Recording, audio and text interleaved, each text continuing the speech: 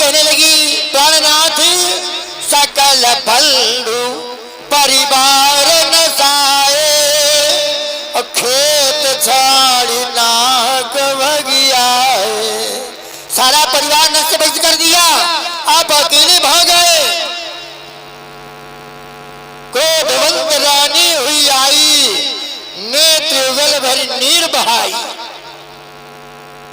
रानी ने कहा तुम भाग करके आ गए, सारा परिवार नष्ट कर डाला, मेरी बात नहीं मानी। जमुना रानी के कटु भजन सुने, जब रानी के कटु भजन सुने, अब क्रोध बदन में छाए गया, तब क्रोध बदन में छाए गया। सुर्खी नैनों में आए गई, अब नादन से उठाए।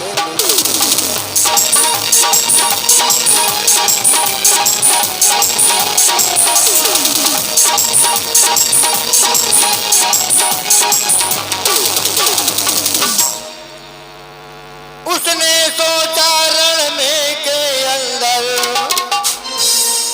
उसने सोचा रण के अंदर, अब मैं भी प्राण गमाऊंगा, अब मैं भी प्राण गमाऊंगा। अपमानित रहकर दुनिया में हूँ अपना नहीं।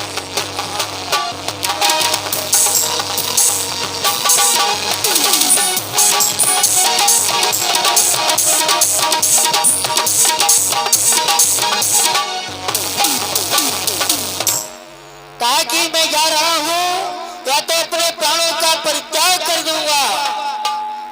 इस प्रकार से अपमानित रानी ने किया है।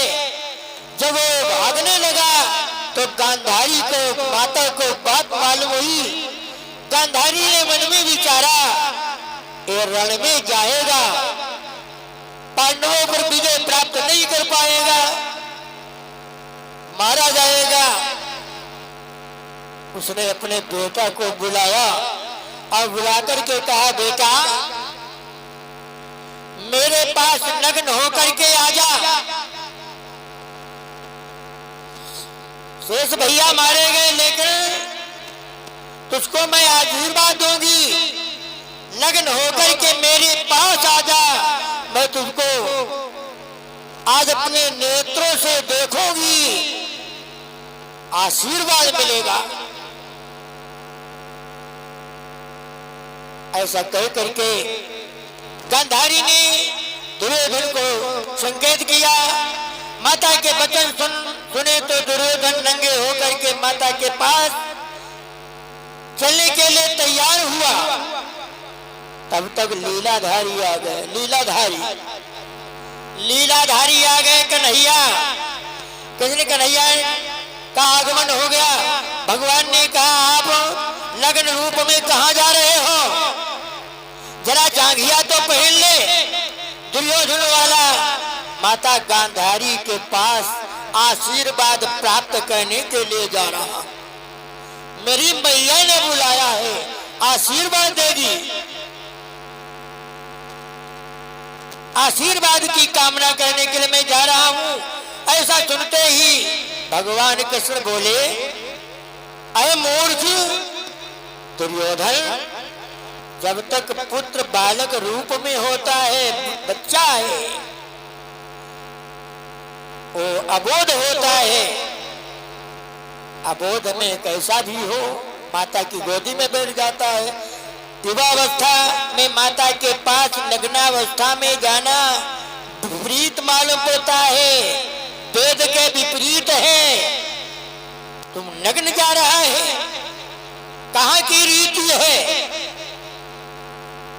भगवान की चाल थी।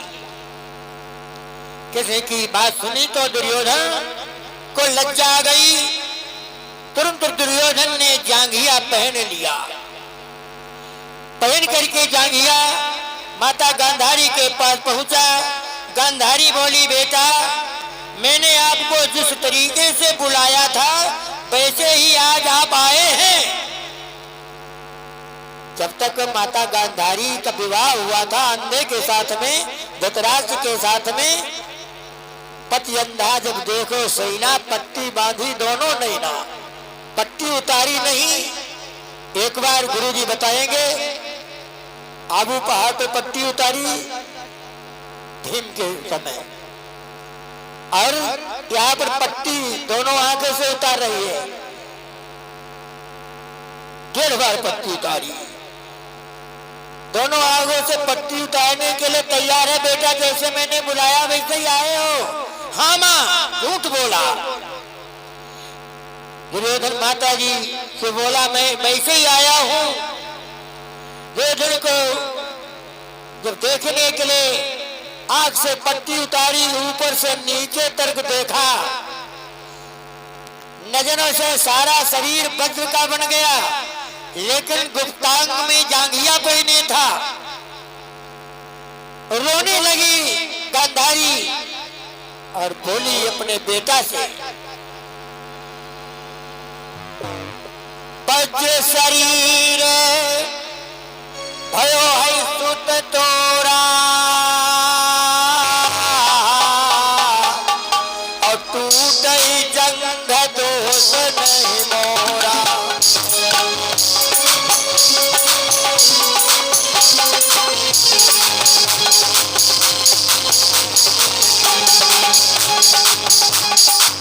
वज्र शरीर भयो सुत तोरा,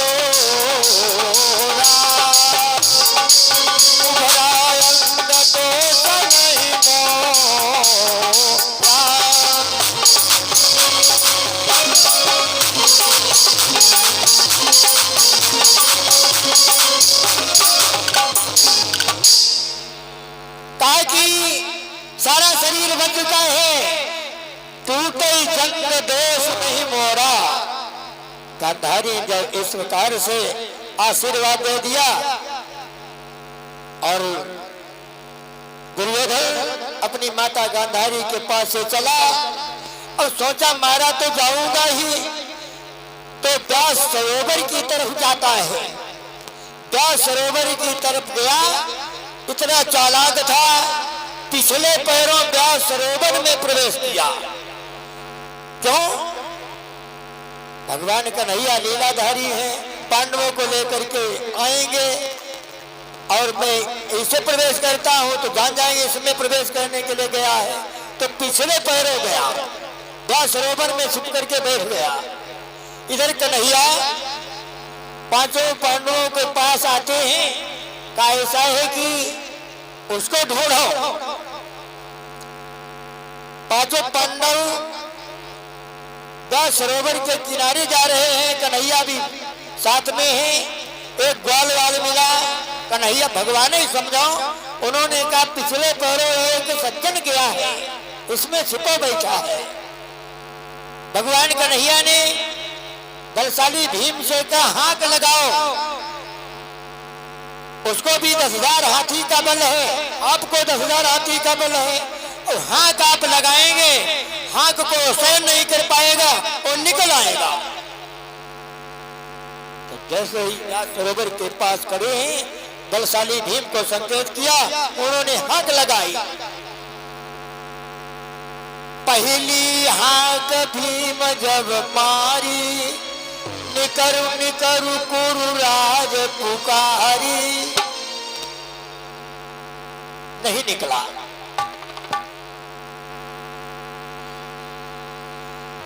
फिर हाथ लगाई, लक्ष्मी जी ने पैर पकड़ लिया, निकलने वाला था। लक्ष्मी कही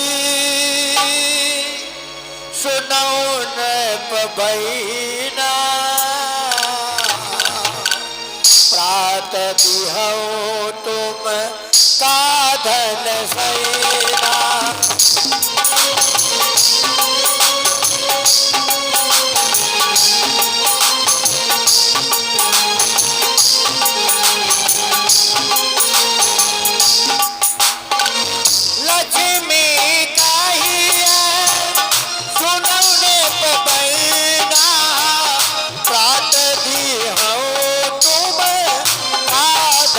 सेना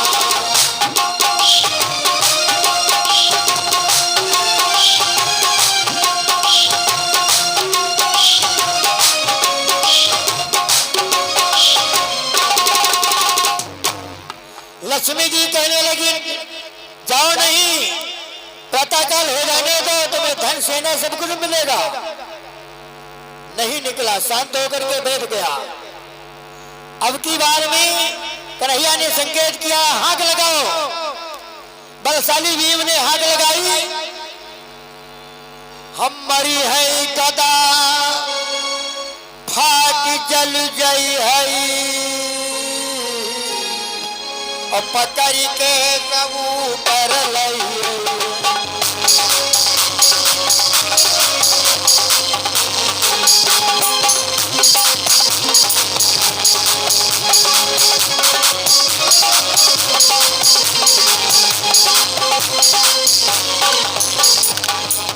मरी है गदा फाट जल गई है, पकड़ के सब पर लई है। दुर्योधन